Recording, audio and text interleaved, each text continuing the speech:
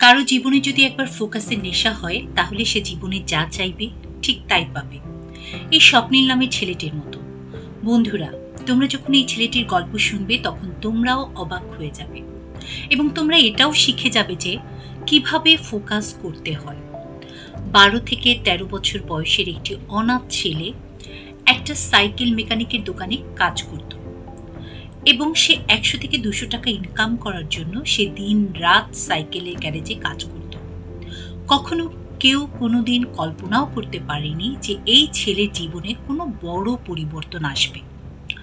মানুষরা যখন সাইকেলের দোকানে তার সাইকেল ঠিক করাতে আসতো তখন অনেকে সে ছেলেকে বিভিন্ন ধরনের গালমন্দ করত, কথা শোনাতো। ছোট বাচ্চা ভেবে অনেকে আবার টাকাও কম দিত। এই কারণে তার মালিকের কাছে তাকে বকা শুনতে হতো এবং 3 বেলা খাবার জোটানোর জন্য এই কাজটা করা ছাড়া তার কোনো উপায় ছিল না। একদিন গ্যারেজে কাজ করার সময় সে দেখে যে পাশের দোকানে অনেক মানুষের ভিড়। সেখানে একজন লোক এসেছে এবং এই লোক সম্পর্কে তার কোনো ধারণাই ছিল না। সে সবকিছু দূর থেকে দেখছিল এবং ভাবছিল যে কে এই লোক, মানে এই ব্যক্তিটি কে, যার দিকে সে তাকিয়েছিল এক দৃষ্টিতে। এবং সে একটা জিনিস খুব ভালোভাবে উপলব্ধি করছিল যে আশেপাশের মানুষরা সেই ব্যক্তিটিকে অনেক সম্মান দিচ্ছে এবং কেউ তার সামনে বেশি কথাও বলছে না এবং সবাই তাকে স্যার স্যার বলে সম্বোধন করছে। সে মনে মনে একদিকে তার দিকে তার দিকে ওই দাঁড়িয়ে থাকা ব্যক্তিটিকে সে দেখছিল যে সবাই তাকে সম্মান দিচ্ছিল, সবাই তাকে স্যার স্যার বলছিল। আর একদিকে সে নিজের কথা ভাবল যে সে নিজে একজন শান্তশিষ্ট মানুষ, সে মানুষের কাজ করে দেয়, তারপরও মানুষ তার সাথে খারাপ ব্যবহার করে, গালি দেয়। তো ছেলেটি ভাবতে থাকে ওই ব্যক্তির সাথে মানুষরা একরকম আচরণ করছে, তার সাথে মানুষরা আর একরকম আচরণ করছে, অথচ তার আর ওই ব্যক্তিটির মধ্যে অনেক বেশি পার্থক্য। সে এমন একটা মানুষ, সে মানুষকে সাহায্য করে, আর যে ব্যক্তিটি এসেছে সে শুধু গাড়িতে করে এসেছে আর গাড়িতে করে চলে যায়। ছেলেটির বয়স কম, তাই সে কোনো কিছুই ঠিকমতো বুঝে উঠতে পারছিল না। পরদিন সে গ্যারেজে আসার পর তার গ্যারেজের মালিককে জিজ্ঞেস করে কাল যে লোকটি এসেছিল এবং যাকে সবাই সম্মান দিচ্ছিল সে কে। তখন গ্যারেজের মালিক বলে, তুই এত কিছু জেনে কি করবি? তারপরেও ছেলেটি তাকে আবার জিজ্ঞেস করে। গ্যারেজের মালিক বলল, কালকে যে লোকটি এসেছিলেন উনি একজন ম্যাজিস্ট্রেট। তিনি এসেছিলেন নতুন একটি স্কুল উদ্বোধন করার জন্য। তখন ছেলেটি তাকে আবার জিজ্ঞেস করে, ম্যাজিস্ট্রেট হতে হলে কি করতে হয়? তখন গ্যারেজের মালিক তাকে বলে, ম্যাজিস্ট্রেট হওয়ার জন্য অনেক পড়ালেখা করতে হয় এবং অনেক পরিশ্রম করতে হয়, যেটি মানুষের মধ্যে ফোকাস করতে হয়। এই কথাটি শোনার পর ছেলেটির কথাগুলো হৃদয়ে গেঁথে গিয়েছিল। সে অর্ধেক রাত পর্যন্ত ভাবতে থাকে সে কিভাবে তার এই বর্তমান জীবন থেকে মুক্তি পাবে এবং সে তার ম্যাজিস্ট্রেটের জীবনে পৌঁছতে পারবে। সে ভাবতে থাকে যেভাবেই হোক জীবনে তার পরিবর্তন হতে হবে। ছেলেটি টাকা বাঁচানো শুরু করে। খেয়ে না খেয়ে টাকা বাঁচিয়ে সে বই কেনে, লেখাপড়া শুরু করে। সে একটা সরকারি স্কুলে ভর্তি হয় এবং দিনের বেলা স্কুলে পড়ালেখা করে আর রাতে দোকানে কাজ করে। জীবনে তার একটি লক্ষ্য মাথার মধ্যে গেঁথে গিয়েছিল, যেভাবেই হোক ম্যাজিস্ট্রেট হতে হবে।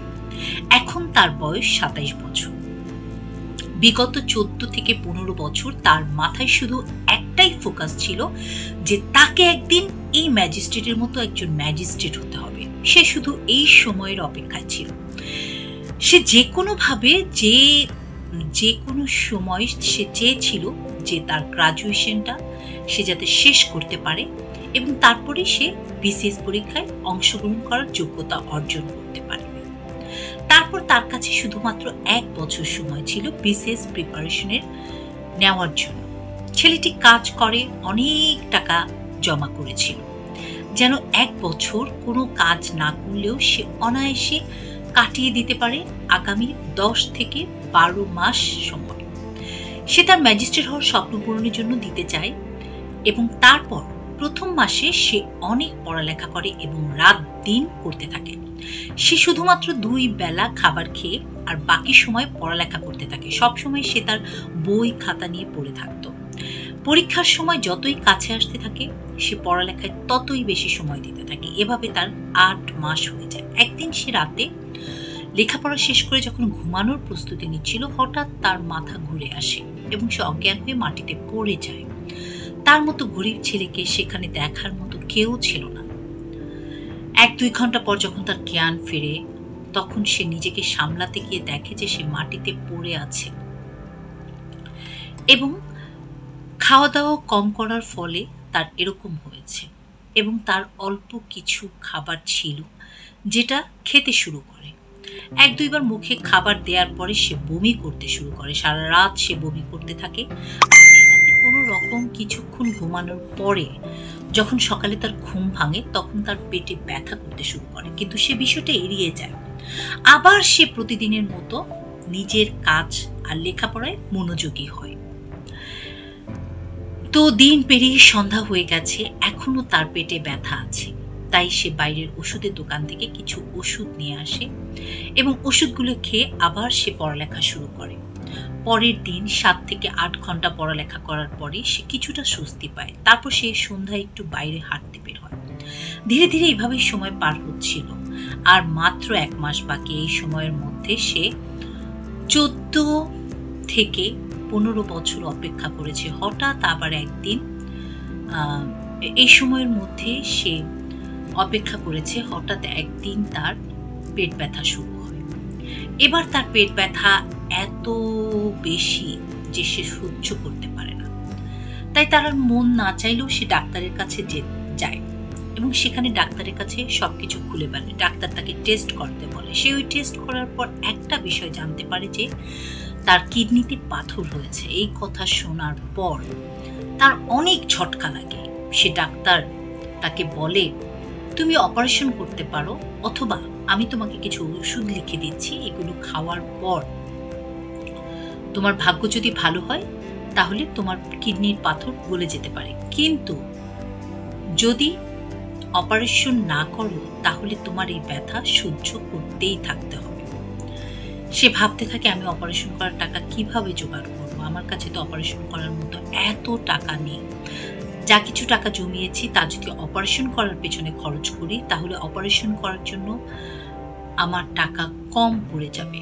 তাহলে আগামী 1 মাস আমি কি খাবো, পরীক্ষা কিভাবে দেব? এই সব কথা ভেবে সে কিছু ওষুধ নিয়ে বাড়িতে ফিরে আসে আর সৃষ্টিকর্তার কাছে শুধু এটাই দোয়া করতে থাকে, অন্তত 1টা মাস তার যেন কোনো সমস্যা না হয়, সে যেন পড়ালেখাটা ঠিক মতো চালিয়ে যেতে পারে।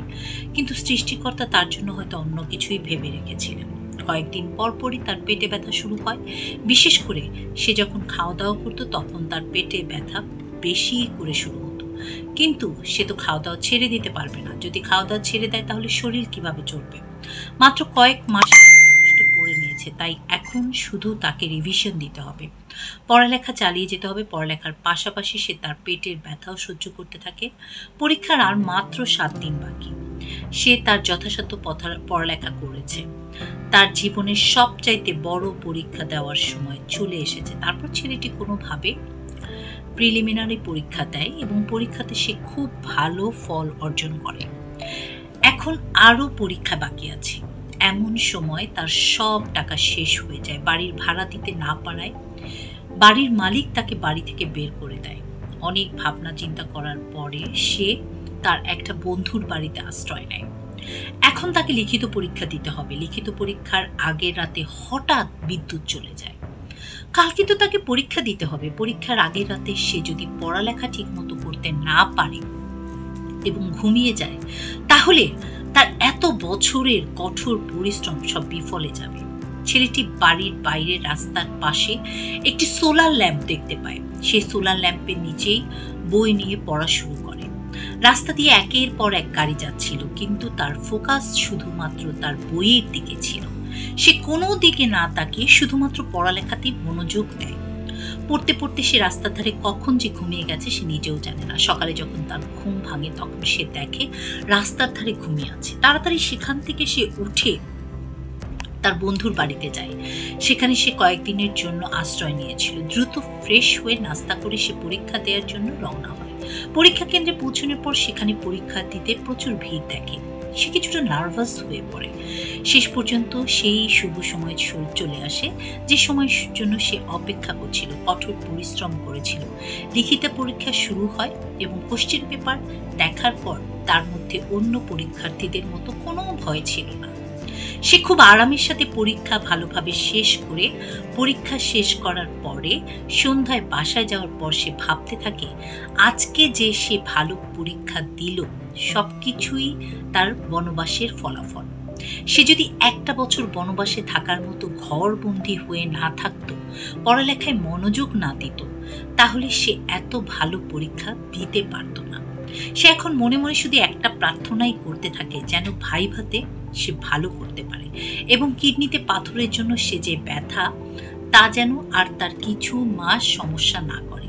দেখতে দেখতে এভাবেই সময় পার হয়ে যেতে থাকে। ভাইবা দিতে যাওয়ার ঠিক আগের দিন তার পেটে অসহ্য ব্যথা শুরু হয়। তার পেটের ব্যথা নিয়ে সে সারা রাত কাঁদতে থাকে।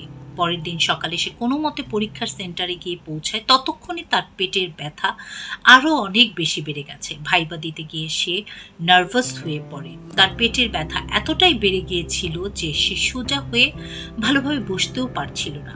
তার ভাইবা নেওয়ার সময় ভাইবা বোর্ডের চেয়ারম্যান তাকে জিজ্ঞেস করে, তোমার কি কোনো সমস্যা হচ্ছে? তোমার যদি কোনো সমস্যা হয় তাহলে তুমি কিছুক্ষণ বাইরে অপেক্ষা করতে পারো।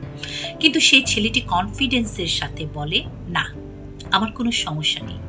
তার ফোকাস 1% ছিল তার পেটের ব্যথার দিকে এবং 99% ছিল তার ভাইবার দিকে। সে খুব ভালোভাবে মনোযোগের সাথে তার ভাইবা শেষ করে এবং ভাইবা শেষ করে সে সরাসরি ডাক্তারের কাছে যায় এবং সেখানে চিকিৎসা গ্রহণ করে কয়েক মাস পরে তার বিসিএস পরীক্ষার ফাইনাল রেজাল্ট বের হয়। রেজাল্ট দেখার সময় তার মনে একটু ভয় কাজ করেনি, কারণ সে জানত যে সংঘর্ষ এবং সমস্যার পাহাড়ের ওপর পা রেখে আর কঠোর পরিশ্রম করে পরীক্ষা দিয়েছিল, তাতে তার সফলতা আসবেই। আজকে তার স্বপ্ন সত্যি হয়ে গেছে। সে এখন আর সাধারণ কোনো মানুষ নয়, সে একজন ম্যাজিস্ট্রেট। পরবর্তীতে তাকে একটি ইন্টারভিউতে ডাকা হয়। সে ইন্টারভিউতে তার সফলতার পেছনের গল্প শুনে সবাই অবাক হয়ে যায়। সবাই শুধু একটাই ভাবতে থাকে, একটা মানুষ তার স্বপ্নের প্রতি এতটা ফোকাস কিভাবে করতে পারে। তিনি আরও একটি ইন্টারভিউতে বলেন, যতই সমস্যা হোক, যতই কষ্ট হোক, এমন মৃত্যুর মুখোমুখি দাঁড়িয়েও তোমার ফোকাস যদি তোমার লক্ষ্য থেকে সরে না যায়, তাহলে পৃথিবী নিজেই তোমার লক্ষ্যে তোমাকে পৌঁছে দেবে। আমি আমার কষ্টের দিন কখনোই আমার কষ্টের দিনের দিকে মনোযোগ দেইনি। মানে সে বলছিল যে আমার কষ্টের দিনে কখনোই আমার কষ্টের দিকে মনোযোগ দেইনি। আমি মনোযোগ দিয়েছি এবং আমার ফোকাস শুধু একটাই ছিল, আমার লক্ষ্যে আমাকে পৌঁছতে হবে। ফোকাসের প্রতি আমার নেশা এতটাই হয়ে গেছিল যে বই থেকে আমার মনোযোগ কখনোই কোনো কারণে নষ্ট হয়নি। বন্ধু, তোমাদের যদি আজকে এই পুরো গল্পটা ভালো লেগে থাকে, তোমরাও তোমাদের ফোকাসের প্রতি অবিচল থাকবে, তবেই তোমরা জীবনে সাকসেস হতে পারবে। তো আজকের এই গল্পটা যদি ভালো লেগে থাকে, অবশ্যই অবশ্যই আমি আশা করব আমার চ্যানেলটা সাবস্ক্রাইব করবে, শেয়ার করবে, লাইক করবে, কমেন্টস করবে এবং সবার মাঝে শেয়ার করে বন্ধুদেরকে দেখতে দেবে। তোমরা ভালো থাকো, তোমাদের জীবন উজ্জ্বল হোক, আমার জন্য দোয়া করবে। খুদা হাফেজ, আসসালামু আলাইকুম।